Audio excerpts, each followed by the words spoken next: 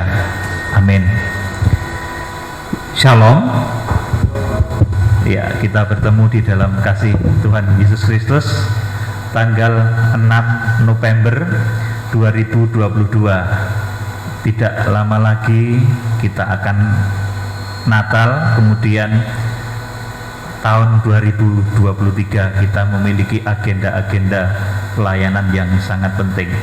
Saudaraku yang dikasihi Tuhan Yesus, pada saat ini saya akan menyampaikan satu tema, yaitu penataan posisi orang-orang kudus pada saat pengadilan kursi Kristus. Saudaraku yang dikasihi Tuhan, jadi orang-orang kudus itu saat pengadilan kursi Kristus, maka yang akan menentukan kedudukannya di surga itu adalah Tuhan sendiri. Kedudukan orang percaya di dalam kerajaan surga itu yang menata adalah Tuhan Yesus Kristus sendiri. Tetapi kita diberi panduan untuk setiap posisi di dalam kerajaan surga, seperti kualifikasi rohani dan syaratnya untuk orang bisa menempati posisi tertentu di dalam kerajaan surga tersebut. Saudaraku, jadi di dalam kerajaan surga nanti yang akan menata posisi kedudukan orang-orang kudus itu adalah Tuhan Yesus sendiri. Saudaraku, kita akan membaca di dalam Roma pasal 4 ayat 10. Ya, dibacakan dulu Roma pasal 14, maksud saya. Salah sebut saya. 14, Roma 14 ayat yang ke-10. Tetapi engkau, mengapakah engkau menghakimi saudaramu? Atau mengapakah engkau menghina saudaramu?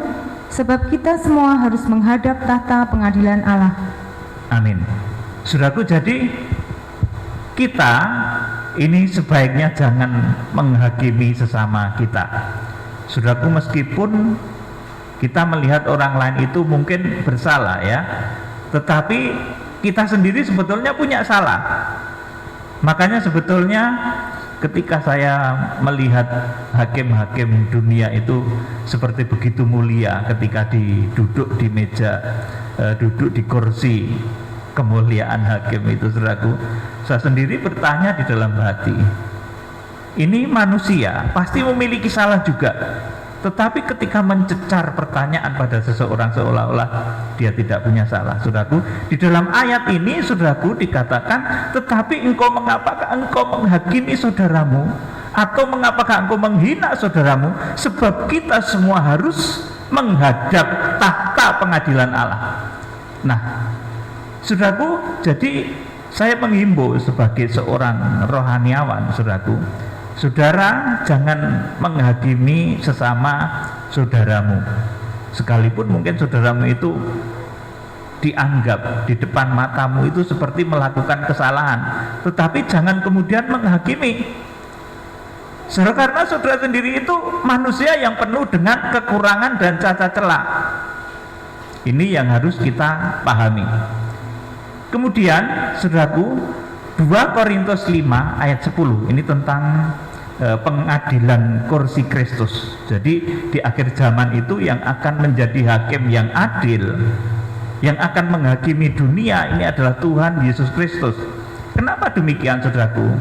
Seperti kemarin berulang saya sampaikan, kalau kejahatan itu kecil melibatkan seseorang yang mencuri ayam, itu diadili mudah. Kemudian kalau kejahatan itu semakin besar, meliputi terorganisasi, meliputi satu institusi, mungkin itu menjadi susah untuk dihakimi. Apalagi nanti kalau kejahatan itu terorganisir, melibatkan negara-negara di dunia, menjadi susah. Siapa yang berani menghakimi? Nanti akan kena embargo, saudaraku. Oleh karena itu, karena di akhir zaman nanti puncak kejahatan itu terjadi secara global, secara masif dan terkoordinasi, saudaraku, kejahatan global, maka tidak ada hakim di dunia ini yang akan sanggup menghakimi antikris dan nabi palsu. Oleh karena itu di akhir zaman yang datang itu adalah Tuhan Yesus Kristus. Dia raja di atas segala raja, dia hakim yang adil yang akan menghakimi seluruh umat manusia di muka bumi ini. Saudara, kita akan membaca 2 Korintus 5 ayat yang ke-10. Sebab kita semua harus menghadap tahta pengadilan Kristus, supaya setiap orang memperoleh apa yang patut diterimanya sesuai dengan yang dilakukannya dalam hidupnya ini, baik maupun yang jahat. Amin. Jadi sebab kita semua harus menghadap tahta pengadilan Kristus.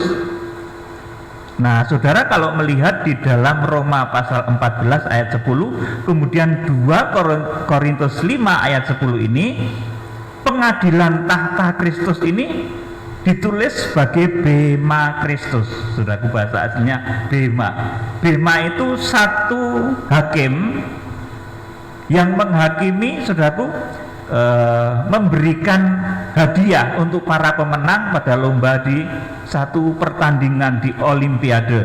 Begitu, saudaraku. Jadi pengadilan kursi Kristus itu bukan untuk menghakimi seseorang untuk dihukum, tetapi, saudaraku, ketika Tuhan Yesus Kristus datang, yang pertama-tama akan dihakimi, saudaraku, menghadap pengadilan kursi Kristus ini adalah kita sendiri. Maka ada tertulis bahwa penghakiman itu pertama-tama pada bait suci Allah.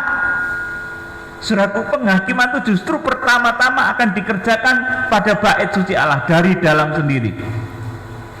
Jadi, saudaraku, bema Kristus ini adalah mengadili, memberikan penghakiman, saudaraku. Artinya, saudaraku, Tuhan akan memberikan hadiah, akan memberikan kedudukan setiap orang percaya, orang-orang benar dari awal zaman sampai akhir zaman itu menurut imannya masing-masing. Saudaraku, di dalam kerajaan surga, sesuai dengan pola yang kita ketahui, yaitu pola tabernakel, di dalam kerajaan surga itu ada beberapa tingkatan. Ada pintu gerbang, kemudian masuk lagi mezbah korban bakaran, masuk lagi, kemudian kita ketemu satu benda namanya bejana pembasuhan. Kita masuk pintu kemah, di dalamnya ada satu benda namanya pelita emas, ada lagi meja roti sajian, kemudian mezbah dupa, kemudian masuk pintu tirai, dan akhirnya masuk ruang Maha Kudus. Saudaraku, ada 9 tahapan, saudaraku, dari pintu gerbang tadi, saudaraku. Nah, di mana seseorang itu nanti ditempatkan pada bait suci Allah itu, yang akan menentukan adalah Tuhan Yesus ketika Tuhan Yesus Kristus datang. Saudaraku, baik Roma pasal 14 ayat yang ke-10 ataupun 2 Korintus 5 ayat 10 tadi disebut sebagai bema Kristus.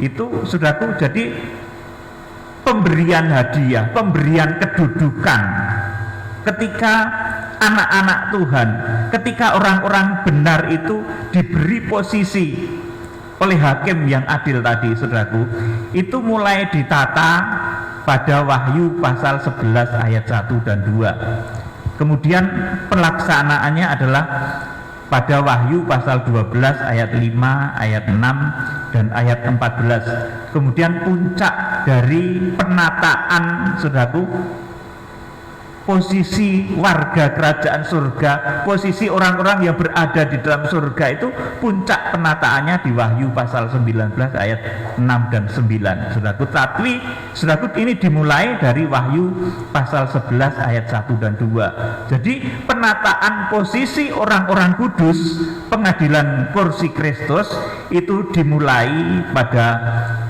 Wahyu pasal 11 ayat 1 dan 2, kemudian dilaksanakan pada Wahyu pasal 12 ayat yang kelima, ayat yang ke-6 dan ayat yang ke-14, dan puncaknya di Wahyu pasal 19 ayat yang ke-6 sampai 9. Saudaraku yang dikasih Tuhan, jadi nanti saudara itu ditata oleh Tuhan.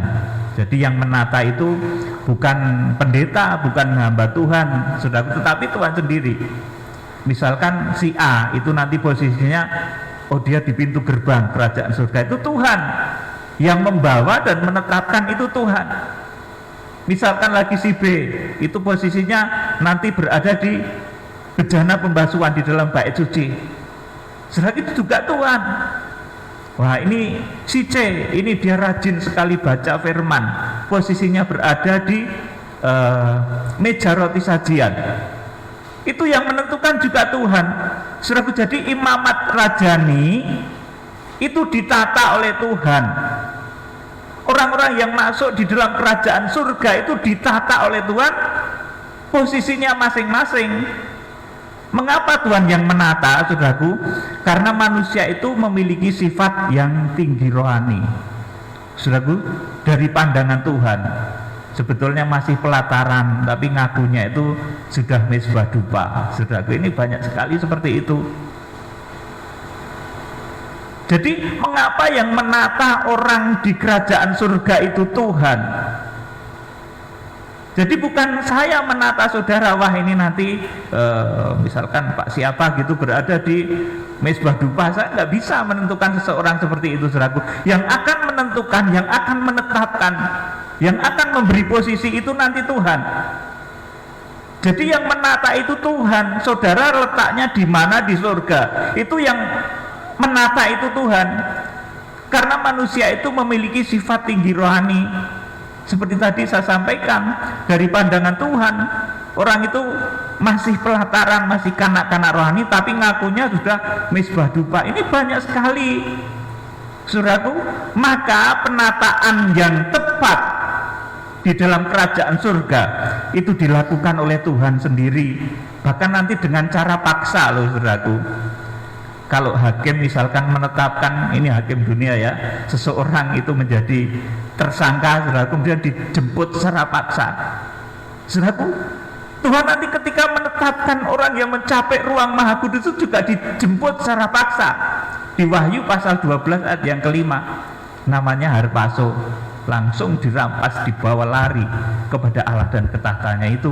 Itu orang yang mencapai ruang Maha Kudus dipaksa, dijemput paksa. Yang ditetapkan nanti di kerajaan surga itu berada di ruang kudus, itu juga dijemput paksa oleh Tuhan. Saudaraku, kemana dibawa kemana? Dibawa ke satu tempat yang dipersiapkan oleh Tuhan selama 1260 hari lamanya itu, yang diungsikan, saudaraku. Orang-orang yang mencapai ruang kudus itu yang menentukan nanti juga Tuhan, yang menjemput paksa juga Tuhan. Kendaraannya nanti apa, saudaraku? Bukan kendaraan taktis, bukan, saudaraku, tapi kendaraannya adalah 2 sayap burung nasar besar. Kalau sudah membaca di dalam kitab Wahyu pasal 12 ayat yang ke-14 itu, saudaraku. Jadi di dalam bema Kristus ini, saudaraku, kita semua nanti akan ditata oleh Tuhan. Kamu di pintu gerbang, kamu si B di mesbah korban bakaran, karena kamu baru ngerti berkorban, belum tahu apa-apa, kemudian sudah meninggal dunia, misalkan seperti itu. Kamu posisinya berada di pintu kemah karena kamu sudah dipenuhi oleh Roh Kudus. Itu Tuhan nanti yang menentukan, saudaraku. Kamu posisinya di mesbah dupa karena begitu rajin kamu sembahyang. Jadi yang menentukan posisi itu nanti Tuhan. Saudara, kita akan membaca di dalam kitab Wahyu pasal 11 ayat 1 dan 2. Ini ketika Tuhan mengukur orang-orang untuk ditempatkan di posisinya masing-masing. Saudaraku, Wahyu pasal 11 ayat 1 dan 2. 2 saksi Allah. Ya, 2 saksi Allah. Terus, kemudian diberikanlah kepadaku sebatang bulu seperti tongkat pengukur rupanya, dengan kata-kata yang berikut: bangunlah dan ukurlah bait suci Allah dan mesbah dan mereka yang beribadah di dalamnya. Tetapi kecualikan pelataran bait suci yang di sebelah luar, janganlah engkau mengukurnya, karena ia telah diberikan kepada bangsa-bangsa lain, dan mereka akan menginjak-injak kota suci 42 bulan lamanya. Amin. Jadi saudaraku, ketika Tuhan menata umatnya, ketika Tuhan menata jemaat, ketika Tuhan menata orang-orang kudusnya di surga, ini dimulai di Wahyu pasal 11 ini, mulai diperintahkan, ukurlah bait suci Allah itu. Artinya saudara masing-masing harus introspeksi. Ini saudaraku, saya nggak bisa menilai saudara. Wah, jemaat itu sudah berada di ruang kudus, jemaat itu sudah di pintu tirai, atau jemaat itu masih kanak-kanak. Itu yang menilai nanti ketika Wahyu pasal 11 ayat 1 dan 2 ini digenapi. Nanti rohani saudara itu akan diukur oleh Tuhan masing-masing. Kemudian diberikanlah kepadaku sebatang bulu seperti tongkat pengukur, rupanya dengan kata-kata yang berikut, bangunlah dan ukurlah bait suci Allah dan mezbah dan mereka yang beribadah di dalamnya. Bait suci Allah dan yang beribadah di dalamnya itu, ini ruang maha kudus dan ruang kudus. Itu disuruh mengukur, saudaraku. Ada dua hal ini ya, saudaraku. Yang ayat 1, kemudian yang ayat 2, tetapi kecualikan pelataran bait suci. Ini pelataran. Janganlah engkau mengukurnya, karena ia telah diberikan kepada bangsa-bangsa lain, dan mereka akan menginjak-injak kota suci 42 bulan lamanya. Saudaraku yang dikasih Tuhan, Wahyu pasal 11 ayat 1 dan 2 ini merupakan saat rohani jemaat itu diukur oleh Tuhan. Jadi yang mengukur itu bukan pendeta, bukan hamba Tuhan. Saudaraku, saya tidak bisa menentukan seseorang itu berada di mezbah korban bakaran, seseorang itu berada di pintu tirai, seseorang itu berada di mezbah dupa, nggak bisa. Nanti Tuhan sendiri. Dan menurut tingkatan iman saudara masing-masing, nanti saudara itu akan diperlakukan oleh Tuhan. Ada yang dibawa langsung kepada Allah dan ke tahtanya, ada yang diungsikan, ada yang ditinggal. Itu menurut rohani saudara masing-masing.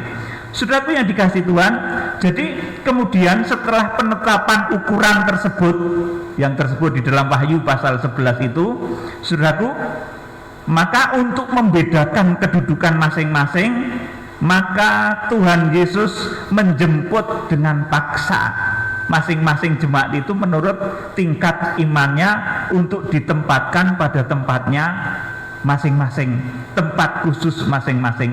Ini pelaksanaannya kemudian di mana? Di Wahyu pasal 12 ayat yang ke-5, kemudian ayat yang ke-6, ayat yang ke-14, dan Wahyu pasal 12 ayat yang ke-17. Jadi saudaraku, setelah penetapan ukuran penghakiman itu, saudaraku, untuk membedakan posisi saudara masing-masing, saudara berada di ruang Maha Kudus atau saudara berada di ruang kudus, atau saudara itu masih di pelataran, saudaraku, maka kemudian Tuhan menjemput dengan paksa. Wahyu pasal 12 ayat 5, itu orang-orang yang mencapai rohani ruang Maha Kudus itu dipaksa, diambil. Yuk kita akan baca, saudaraku, Wahyu pasal 12 ayat yang ke-5. Maka ia melahirkan seorang anak laki-laki yang akan mengembalakan semua bangsa dengan gada besi. Tiba-tiba anaknya itu dirampas dan dibawa lari kepada Allah dan ke tahtanya. Amin. Sampai di sini. Jadi ini yang pertama, saudaraku, orang-orang yang mencapai ruang Maha Kudus itu di dalam pengadilan kursi Kristus, saudaraku, kemudian setelah ditetapkan dia menjadi orang-orang yang mencapai kriteria rohani ruang Maha Kudus, maka dia diambil paksa dengan cara apa? Caranya adalah harpazo, dibawa kepada Allah dan ke tahtanya. Bahasanya itu harpazo. Saudaraku, ini orang yang mencapai ruang Maha Kudus. Kemudian saudaraku, yang kedua, ini orang yang ditetapkan oleh Tuhan menurut ukuran yang dilakukan di Wahyu pasal 11 ayat yang ke-1 tadi. Dia berada di ruang kudus, maka mereka akan diungsikan. Kemudian dibawa kemana, saudaraku? Dibawa sesaat lamanya, yaitu 1260 hari ke padang belantara pengungsian. Bahasa aslinya itu eremos ya, padang-padang yang sunyi. Saudaraku, ini orang-orang yang mencapai ruang kudus. Dan ini ditulis di dalam kitab Wahyu pasal 12 ayat yang ke-6 dan ayat yang ke-14. Jadi yang mencapai rohani ruang Maha Kudus tadi di dalam ketetapan pengadilan kursi Kristus, saudaraku, itu kemudian mereka langsung harpazo, dibawa lari kepada Allah dan ke tahtanya. Jadi pengadilan kursi Kristus itu juga bertahap. Saudaraku, nanti puncaknya di Wahyu pasal 19 ayat yang ke-6 sampai 9 itu perjamuan malam kawin anak domba. Saudaraku, jadi bertahap. Wahyu pasal 12 ayat yang ke-5 itu orang yang mencapai ruang Maha Kudus. Saudaraku, itu langsung dibawa lari, dirampas, diambil paksa. Karena dari penetapan penghakiman kursi Kristus, dia ditetapkan sebagai pemenang. Dia ditetapkan sebagai orang-orang yang akan merebut kemenangan, yang akan menggembalakan segala bangsa dengan gada besi. Dia ditetapkan sebagai badannya Tuhan Yesus Kristus. Dia ditetapkan sebagai pasukan surgawi yang akan mengiringi kedatangan Tuhan Yesus Kristus. Saudaraku, mereka dibawa langsung kepada Allah dan ke tahtanya. Di dalam bahasa asli disebut harpazo. Kemudian yang kedua ini diungsikan, itu dibawa ke satu tempat yang lamanya 1260 hari ke padang belantara pengungsian. Ini ruang kudus ya. Jadi setelah ditetapkan di Wahyu pasal 12 tadi, yang ruang Maha Kudus langsung dibawa paksa ya, saudara, kalau sudah membaca ayatnya. Kemudian yang ruang kudus pun ini langsung diungsikan, langsung dibawa ke satu tempat yang namanya padang belantara pengungsian. Kita akan baca Wahyu pasal 12 ayat yang ke-6. Perempuan itu lari ke padang gurun, di mana telah disediakan suatu tempat baginya oleh Allah, supaya ia dipelihara di situ 1260 hari lamanya. Ayat 14.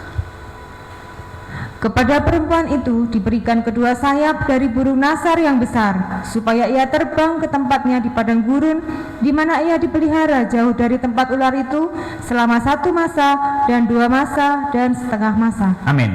Jadi dari penghakiman, dari pengadilan kursi Kristus tadi yang ditetapkan menduduki ruang kudus, maka dia akan dijemput bukan dengan kendaraan taktis ya saudaraku, tetapi dengan 2 sayap burung nasar besar untuk dibawa ke satu tempat yang disediakan oleh Allah selama 1260 hari lamanya. Jadi ini penghakiman yang dikatakan dimulai dari bait Allah sendiri.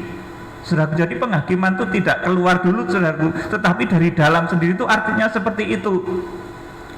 Saudaraku, sudah jadi ngerti sekarang mengenai penghakiman dari bait suci Allah. Kemudian ketika bema Kristus, pengadilan kursi Kristus terjadi, saudaraku, beberapa tahapan ini juga sudah jadi ngerti.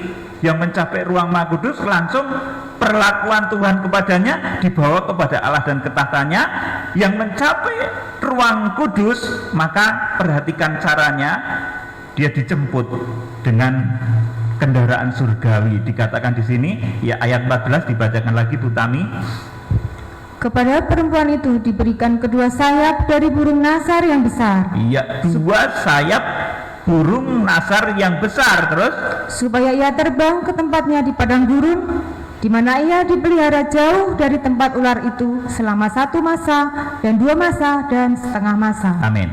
Sama saja, ini sama dengan 1260 hari atau 1 masa, 2 masa dan setengah masa, di mana pada saat itu nanti dunia dilanda masa antikris yang begitu dahsyat. Saudaraku yang dikasih Tuhan, jadi upaya Tuhan untuk jemaatnya yang mencapai kadar rohani ruang kudus ini, perhatikan caranya.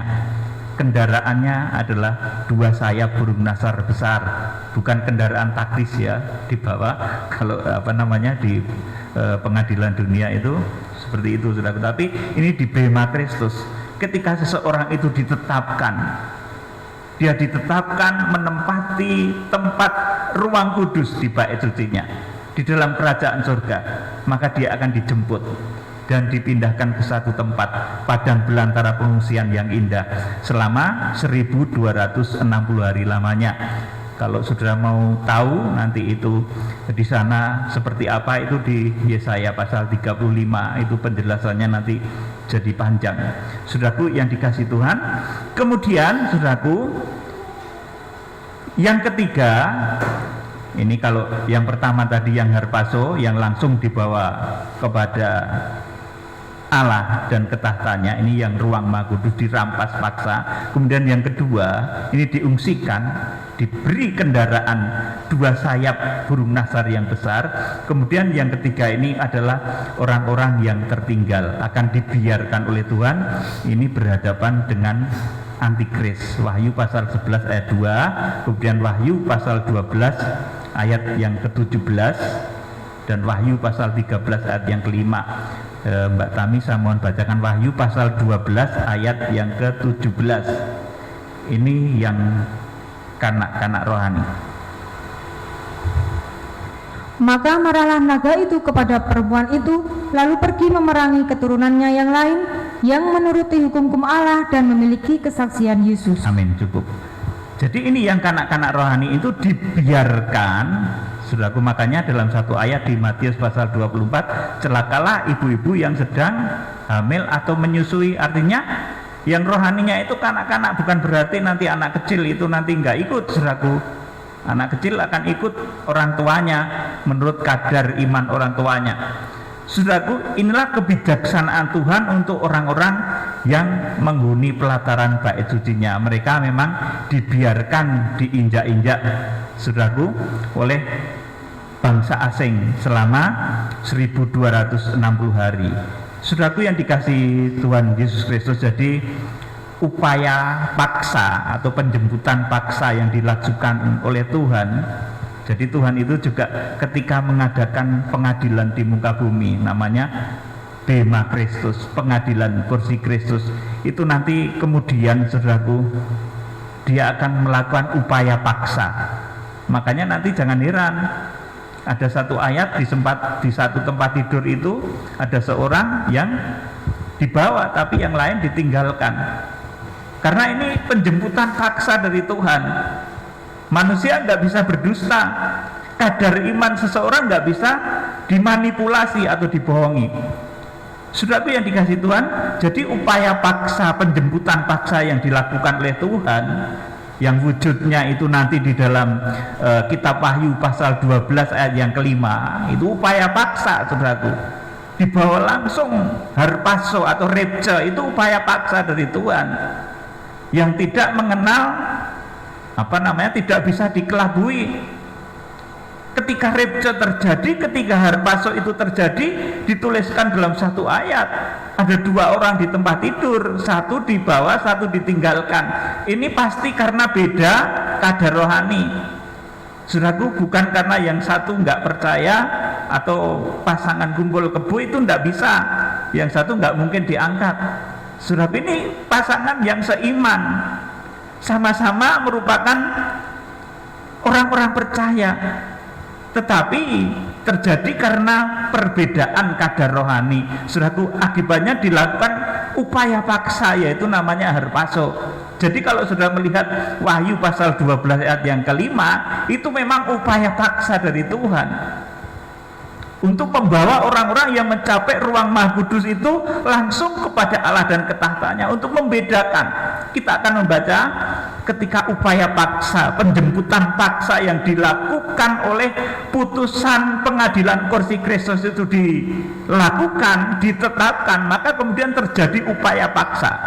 Saudaraku, Matius pasal 24 ayat 24, Matius pasal 24 ayat 15 sampai 19. Mbak Tami, saya mohon bacakan Matius 24, 15 dan seterusnya. Siksaan yang berat dan Mesias-Mesias palsu. Ya, terus. Jadi apabila kamu melihat pembinasa keji berdiri di tempat kudus, menurut firman yang disampaikan oleh Nabi Daniel, para pembaca hendaklah memperhatikannya. Ya, cukup di sini dulu.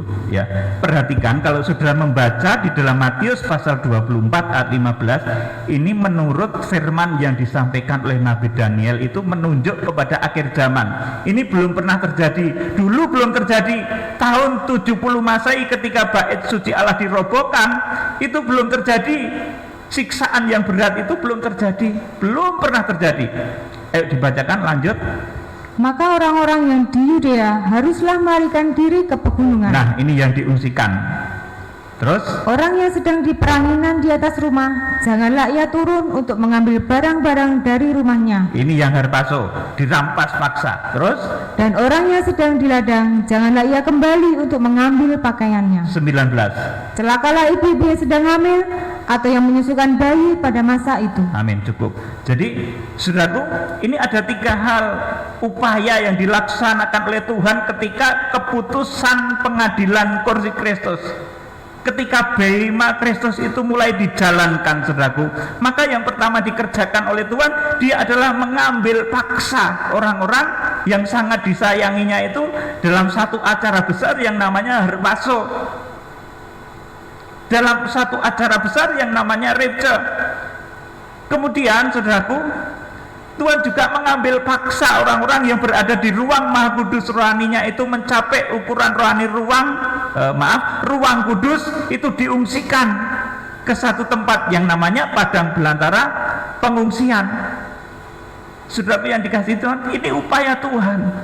Kemudian yang ke-19 ini juga perlakuan Tuhan terhadap orang-orang yang kanak-kanak rohani. Celakalah ibu-ibu yang sedang hamil atau yang menyusukan bayi pada masa itu. Artinya saudaraku, orang-orang yang kanak-kanak rohani sesuai dengan kitab Wahyu pasal 11 ayat yang kedua tadi, orang-orang itu akan tertinggal. Saudaraku, jadi upaya paksa ini dilakukan Tuhan. Jadi kita betul-betul harus memacu kualitas iman kita. Kita lanjut ke Injil Lukas pasal 17 ayat 34 sampai 36. Injil Lukas pasal 17 ayat 34 sampai 36. Aku berkata kepadamu, pada malam itu ada 2 orang di atas satu tempat tidur, yang seorang akan dibawa dan yang lain akan ditinggalkan. Amin. Cukup di sini dulu. Ini yang harpaso ya, saudaraku. Jadi ketika upaya paksa karena pengukuran rohani, karena pengadilan kursi Kristus sudah menetapkan bahwa si A, si B, si C itu masuk di dalam tataran rohani ruang Maha Kudus, maka dia akan langsung dibawa. Sebenarnya kebetulan, saudaraku, di ayat ini yang berada dalam satu tempat tidur itu, dia kadar rohaninya beda. Yang satu dibawa, yang lain ditinggalkan. Saudaraku, di atas satu tempat tidur itu ya bisa suami istri, ya bisa anak, ya bisa juga, saudaraku, dalam satu tempat tidur itu, saudaraku. Kemudian kawan juga bisa, saudaraku. Yang jelas yang di sini ini bukan pasangan kumpul kebo ya. Kalau pasangan kumpul kebo pasti tertinggal semua. Saudaraku yang dikasih Tuhan, jadi di sini ketika keputusan dari pengadilan kursi Kristus, dari Bema Kristus yang menghakimi bait Allah itu ke dalam, terlebih dahulu memutuskan seseorang itu mencapai ruang Maha Kudus, maka ada sesuatu yang luar biasa, saudaraku. Pada malam itu ada 2 orang di atas satu tempat tidur, yang seorang akan dibawa dan yang lain akan ditinggalkan. Saudaraku, jadi kita harus betul-betul kalau bisa menyeimbangkan rohani kita. Saudaraku, jadi nanti tidak di dalam satu gereja itu semua reja diangkat semua gitu, enggak, saudaraku. Ada yang diangkat, ada yang tidak. Tetapi saya berdoa di sini nanti reja semua, ya saudaraku. Ya, doa saya seperti itu. Kemudian prakteknya nanti tergantung pada keputusan Tuhan ketika Bema Kristus, ketika pengadilan kursi Kristus. Jadi saudara-saudara semua yang mendengarkan khotbah dari kegerakan kitab Wahyu, kiranya menjadi paham ini, kita berpacu di dalam rohani ini, saudaraku. Kalau di dalam penginjilan, saudaraku, di awal pemberitaan Injil itu ada janji 1 orang diselamatkan, maka seluruh keluarga akan diselamatkan. Tetapi ketika pemilihan, saudaraku, pengadilan kursi Kristus ini terjadi, maka pada malam itu ada 2 orang di atas satu tempat tidur, yang seorang akan dibawa dan yang lain akan ditinggalkan. Saudaraku, jadi keputusan pengadilan kursi Kristus itu sangat luar biasa adilnya. Saudara, kalau dua-duanya itu rohaninya sama, ya pasti dibawa semua, saudaraku. Nah, kita harapannya tentunya seperti itu. Ayat 35, Ibu Tami. Ada 2 orang perempuan bersama-sama menghilang, yang seorang akan dibawa dan yang lain akan ditinggalkan. Ini satu tempat kerjaan, jadi yang satu ada yang tertinggal, yang satu dibawa. Kemudian ayat yang ke-36, kalau ada 2 orang di ladang, yang seorang akan dibawa dan yang lain akan ditinggalkan. amin, saudaraku. Jadi ini semua sebenarnya menggambarkan ketika pengadilan kursi Kristus itu mulai dijalankan. Mulai dijalankan kapan, saudaraku? Di Wahyu pasal yang ke-11 ayat 1 dan 2. Mulai diukur, saudaraku. Kemudian setelah diukur itu ada tindakan. Tindakan pada pengadilan kursi Kristus tadi apa, saudaraku? Yang pertama, yang mencapai ruang Maha Kudus itu langsung harpazo, dibawa kepada Allah, dan tahtanya itu dirampas loh, saudaraku, dibawa, artinya satu tindakan paksa. Kemudian yang kedua itu juga ada upaya paksa juga, dijemput dengan 2 sayap burung nasar yang besar itu yang mengungsi. Saudaraku, Wahyu pasal 12 ayat yang ke-14. Nanti prosesnya seperti apa itu sudah saya terangkan beberapa kali ya, tentang proses baik yang harpazo maupun yang diungsikan itu seperti apa, itu sudah beberapa kali saya terangkan. Jadi saudaraku, semuanya ini menggambarkan ketika pengadilan kursi Kristus mulai dijalankan dan upaya paksa yang dilakukan Tuhan untuk membawa jemaatnya pada posisi masing-masing sesuai dengan kadar iman masing-masing.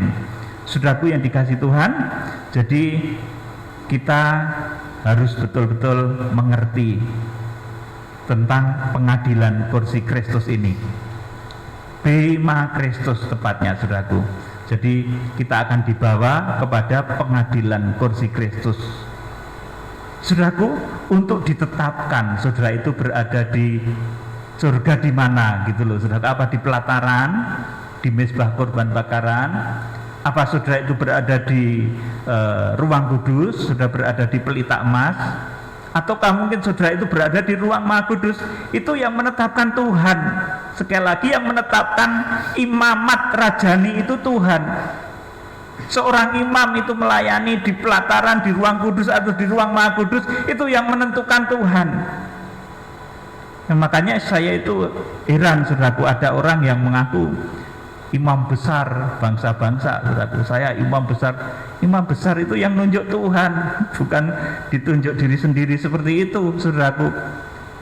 Saudaraku yang dikasihi Tuhan, jadi yang akan menempatkan, yang akan menata saudara di kerajaan surga, di dalam tabernakel surgawi itu Tuhan. Sudah berada di ruang pelataran, sudah berada di ruang kudus, atau sudah berada di ruang Maha Kudus, itu yang akan meletakkan itu Tuhan. Nanti bahkan dengan upaya paksa, yang ruang Maha Kudus itu dibawa langsung, Wahyu pasal 12 ayat yang ke-5. Kemudian yang ruang kudus itu dijemput dengan kendaraan khusus, 2 sayap burung nasar yang besar, dibawa ke satu tempat yang namanya padang belantara pengungsian. Kemudian yang kanak-kanak rohani yang tidak pernah bisa dewasa rohani itu tertinggal, saudaraku. Kenapa, saudaraku? Sekali lagi saya sampaikan, kenapa sampai Tuhan sendiri yang harus menetapkan posisi-posisi itu karena manusia itu memiliki sifat tinggi rohani. Jadi ngira dirinya itu sudah, wah saya sudah mezbah dupa, padahal dari pandangan Tuhan itu belum, itu masih kanak-kanak, saudaraku. Kalau yang menata itu manusia, tidak mau, saudaraku, tidak akan mau ditata seperti penataan dalam kitab Wahyu pasal yang ke-4 itu, saudaraku, nggak akan mau. Wah, kamu itu posisinya di 24 tahta, saudaraku. Wah, yang lain nanti protes, saudaraku, nggak mau, nggak bisa, saudaraku, seperti itu. Oleh karena itu, penataan di dalam kerajaan surga ini yang namanya pengadilan kursi Kristus atau Bema Kristus, itu yang akan meletakkan posisi masing-masing itu Tuhan. Saudaraku, maka saya betul-betul prihatin ada orang yang mengaku jadi imam besar, saudaraku, imam besar bagi bangsa-bangsa, saudaraku. Orang yang mengaku, kalau sudah mengaku gitu biasanya malah keliru, saudaraku yang dikasihi Tuhan. Jadi Nanti segala sesuatu, bahkan tokoh-tokoh yang akan muncul di akhir zaman itu bukan ditunjukkan dengan pengakuan, ya saudaraku, pengakuan diri itu bukan, tetapi nanti akan ditunjukkan dengan prestasi dan kuasa yang menyertainya. Dan pengakuan itu justru bukan dari mulutnya, tetapi dari mulut orang lain, seperti Tuhan Yesus. Tuhan Yesus itu justru nggak ngaku sendiri, tetapi dia bertanya pada Petrus, Simon, siapakah aku ini? Sampai 3 kali Petrus menyatakan bahwa engkau adalah Mesias, anak Allah yang hidup. Sudah, oleh karena itu kemudian kepada Petrus diberikan kunci kerajaan surga. Saudaraku yang dikasih Tuhan, jadi penetapan posisi saudara di dalam tabernakel, penetapan posisi saudara di dalam surga itu yang akan menetapkan Tuhan. Sebab kalau yang menetapkan itu manusia, nanti yang lain protes, kenapa saya tidak ditempatkan pada posisi 24 tua-tua itu? Kenapa saya tidak ditempatkan pada posisi 7 obor yang menyala-nyala itu? Nanti yang akan menempatkan di posisi itu Tuhan. Dan ketika penghakiman dimulai, saudaraku, Wahyu pasal yang ke-11 ayat 1 dan 2 tadi, kemudian akan dilaksanakanlah bema Kristus itu, dan nanti akan berakhir di Wahyu pasal yang ke-19 ketika perjamuan malam kawin anak domba Allah terjadi. Kiranya Tuhan Yesus Kristus memberkati kita semua. Saudara, saya juga memberikan satu pengumuman, dan ini pergumulan kita. Tahun depan kita akan adakan konser kegerakan Kitab Wahyu, konser besar kegerakan Kitab Wahyu. Di sana nanti menampilkan 7 lagu yang saya ciptakan. Kemudian ada khotbah kilat, khotbah singkat, padat, tetapi bisa dipahami tentang Kitab Wahyu. Saudaraku, nanti kita kemas dalam satu konser yang besar begitu, saudaraku. Nanti itu menjadi acara yang monumental. Bahkan saya berharap menjadi satu tanda untuk kegerakan hujan akhir. Kiranya demikian, Tuhan Yesus Kristus memberkati. Kita akan pujikan satu pujian, Ku Rasakan Kasih-Mu Tuhan.